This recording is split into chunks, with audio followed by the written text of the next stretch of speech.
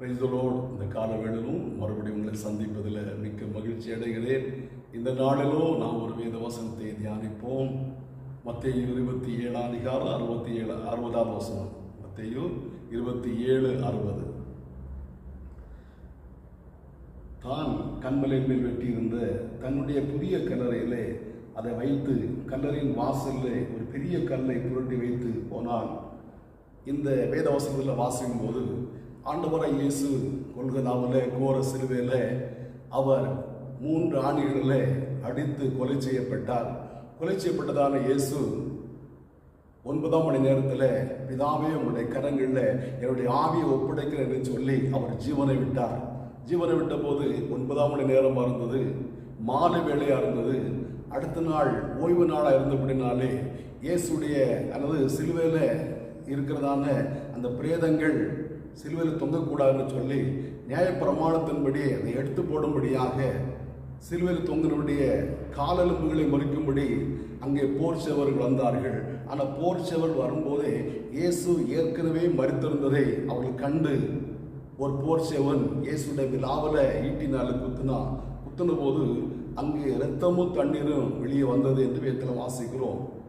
இயேசு ஏற்கனவே சிலுவையில் மரித்து விட்டார் என்று அந்த 100க்கு அதிபதியினாலே உறுதி பண்ணப்பட்ட பிற்பாடு அரிமத்திய ஊரானாகிய யோசேப்பு, இயேசுடைய அந்தரங்க சீசன், பிலாத்தோடத்தில் போய் இயேசுடைய கல்லறை, இயேசுடைய சரீரத்தை கேட்டு வாங்கி அவனை தன்னுடைய அவன் தன்னுடைய கல்லறையில் தனக்காக வெட்டியிருந்த புதிய கல்லறையில் இயேசுவை அடக்கம் பண்ணும்படியாக அவன் எத்தனித்தான். பிரியமானவர்களே, ஏசாயா 53:9 நாம் வாசிக்கும் போது அவருக்கு துன்மார்க்கரோட கூட கல்லறையை நியமித்தார்கள் என்று வேதத்தில் வாசிக்கிறோம். அப்படியானா சிலுவையில் மரிக்கிறவர்கள் துன்மார்க்கர், அக்கிரமக்காரன் எண்ணப்படும்படியாக தான் இயேசுவோட கூட 2 பேரும் சிலுவையில் அறைந்தார்கள். அப்படியானா சிலுவையில் அறையப்பட்டதான அந்த குற்றவாளிகள், அந்த சிலுவையில் அறையப்பட்டு மரித்தவர்கள் அக்கிரமக்காரர்கள், பாவிகள் என்று நிரூபிக்கும்படியாக, அல்லது பாவிகளை தான்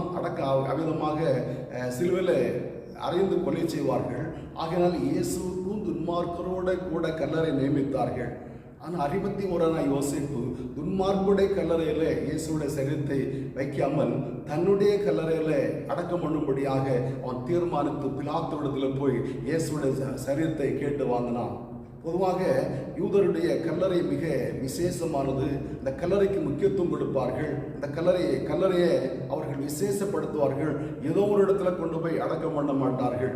நம் ஆதியாகமம் 23 அதிகாரத்தில் ஆபிரகாமுடைய மனைவியாகிய சாராள் இறந்தபோது ஆபிரகாம் புலம்பி அழுதார். காரணம், தன்னுடைய மனைவி அடக்கம் பண்ணுவதற்கு சொந்த கல்லறை இடம் இல்லை, கல்லறை பூமி இல்லை. ஆகையினாலே எபிரோனிடத்தில் போய் என்னுடைய மனைவியை அடக்கம் பண்ணுவதற்கு ஒரு இடம் தாருங்க, அந்த மக்பேலா என்னப்பட்ட குகையை எனக்கு விலைக்கிரயமாய் கொடுங்க அப்படின்னு கேட்டபோது அந்த 6ஆம் வசனம் வாசிக்கிறோம்.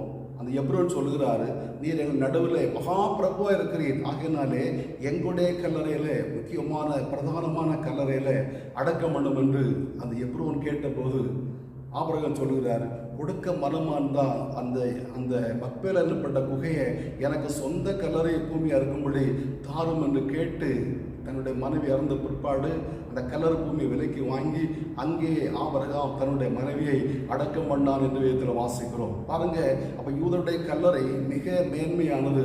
ஏதோ ஒரு இடத்துல கொண்டு போய் யாரையோ புதைக்கிறது போல புதைக்க மாட்டார்கள். ஆனால் இயேசுவுக்கு துன்மார்க்கருடைய கல்லறையை அவர்கள் நியமித்தார்கள். இயேசு ஒரு யூதனாக இருந்தபடினாலே இயேசுவை யூத முறைமைப்படி அடக்கம் பண்ண வேண்டும் என்று சொல்லி யோசேப்பு பிலாத்தோடத்தில் இயேசுடைய சரீரத்தை கேட்டு வாங்கலாம். ஒருவேளை யூதர்கள் ஒரே கல்லறையில் பலரை அடக்கம் பண்ணக்கூடியதான கலாச்சாரம் கூட இருந்தது. ஒரே குடும்பத்தை சேர்ந்ததான அநேகரை ஒரே கல்லறையில் அடக்கம் பண்ணுவார்கள். கீசுடைய கல்லறையில் தாவீது சவுலை அடக்கம் பண்ணார், சவுலுடைய பிள்ளைகளை அடக்கம் பண்ணார். மாத்திரமல்ல, சவுலுடைய மகளுடைய பிள்ளைகளை கூட தாவீது கீசுடைய கல்லறையில் அடக்கம் பண்ணதாக நம்ம வேதத்தில் வாசிக்கிறோம். அப்படியெல்லாம் தாத்தாவுடைய கல்லறையில், அதாவது கீசுடைய மகன் சவுலுடைய பிள்ளைகள், மாத்திரமல்ல சவுளுடைய மகளுடைய பிள்ளைகள், ஆயாவுடைய பிள்ளைகள், இப்படி எல்லாம் மூன்று தலைமுறை 4 தலைமுறை உள்ளவர்களை ஒரே கல்லறையில வைத்ததாக கூட நான் வேதத்தில் வாசிக்கிறோம். அதே போல ஒருவேளை இந்த அரிமத்திய ஊரனாய் யோசேப்பு அவர் ஒரு யூதராக இருந்தால் ஏதோ ஒரு தங்களுடைய கல்லறையில் இயேசுவை அடக்கம் பண்ணலாம் என்று அவர் நினைத்திருக்க கூடும். ஆனால் அவ்விதமாக ஏதோ ஒரு கல்லறையில் இயேசுவை அடக்கம் பண்ண அந்த யோசேப்பு விரும்பவில்லை. பாருங்க, துன்மார்க்கருடைய கல்லறை நியமித்தார்கள். துன்மார்க்கருடைய கல்லறை வைக்காம யூதருடைய கல்லறை வைக்கும்படியாக யோசேப்பு தீர்மானித்தார். யூதருடைய ஏதோ ஒரு கல்லறையில், ஒரு பழைய கல்லறையில், யாரையும் அடக்கம் பண்ணதான ஒரு கல்லறையில் இயேசுவை வைத்து விடலாம் என்று கூட அந்த யோசேப்பு நினைக்கவில்லை. அவன் தனக்காக வெட்டியிருந்த தன்னுடைய புதிய கல்லறையில பாருங்க, தனக்கு என்று சொல்லும்போது சில முக்கியத்துவம் வாய்ந்ததாய் காணப்படும். நம்ம ஒரு வீட்டை கட்டுகிறோம், நமக்கென்று ஒரு வீட்டை கட்டும்போது அந்த வீட்டுக்கு ஒரு சில வசதிகளை நாம் செய்வோம். நமக்கு தேவையான சில வசதிகளை நம்ம செய்து அந்த வீட்டை கட்டுவோம். காரணம், நாம் அந்த வீட்டில் வசிக்கிறோம், நாம் அந்த வீட்டில் குடியிருக்கிறோம், நமக்கென்று அந்த காரியத்தை செய்கிறோம். ஆகையினாலே சில வசதிகளை செய்வோம். அதே போல யோசேப்புடைய பெற்றோருக்கு, முற்பிதாக்களுக்கு சில கல்லறைகள் இருந்தாலும் யோசேப்பு அந்த கல்லறைகளை வைக்கக்கூடாது, எனக்கென்று ஒரு கல்லறையை வெட்ட வேண்டும் என்று சொல்லி கண்மலையிலே தனக்காக ஒரு புதிய கல்லறை வெட்டியிருந்தான். அந்த கல்லறையை, அந்த முக்கியமானதை இயேசுவுக்கு யோசேப்பு கொடுத்தார்.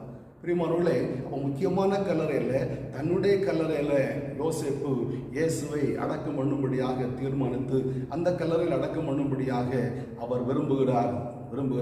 மாத்திரமல்ல, இயேசுவை மெல்லிய துப்பட்டியிலே சுற்றி இயேசுவை புதைத்தார்கள், அடக்கம் பண்ணார்கள் என்று நாம் வாசிக்கிறோம். இப்போ யூதருடைய முறைமையின்படி புதிய கல்லறையில வைத்தார். மாத்திரமல்ல, யூத முறைமையின்படி மெல்லிய துப்பட்டியிலே சரீரத்தை சுற்றி புதைத்தார்கள்.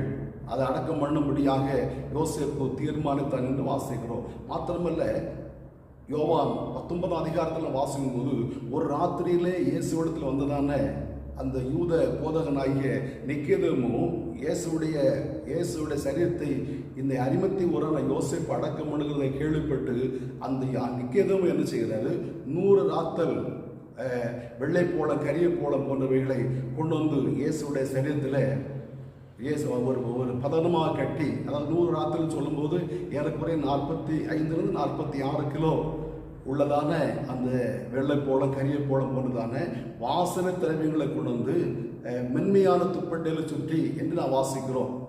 அந்த பிரேதச்சீலைன்னு சொல்வது ஏறக்குறைய ஒரு 10 மீட்டர் நீளம் இருக்கும். அவ்வளவு 2 உடவையுடைய நீளம் இருக்கும். அதை அப்படியே சுற்றுவார்கள். சுற்றும்போது நடுவில் அந்த வெள்ளை போலம், கரிய போலம், அந்த வாசனை திரவியங்கள் அந்த சரீரம் கெட்டு போகாதபடிக்கு வைத்து சுற்றுவார்கள். அப்போ இந்த யூத முறைமையின்படி இந்த இயேசுவை அடக்கம் பண்ணுகிறார்கள், புதிய கல்லறையில் அடக்கம் பண்ணுகிறார்கள். மாத்திரமல்ல, ராஜாக்களை அடக்கம் பண்ணுவது போல இயேசுடைய சரீரம் அடக்கம் பண்ணப்பட்டது. நாம் 2 நாளாகமும் 14 அதிகாரம் கடைசியில் வாசிக்கும் போது ஆசாவுக்கு வெகு திரளான வெள்ளை போலம், கரிய போலம் போன்றவைகளை கொளுத்தினார்கள் என்று வாசிக்கிறப்போ, ராஜாக்களை அடக்கம் பண்ணுவது போல இயேசுடைய சரீரம் நிக்கோதேமும் அரிமத்திய ஊரான யோசேப்பும் இயேசுவை அழகாக அடக்கம் பண்ணார்கள்.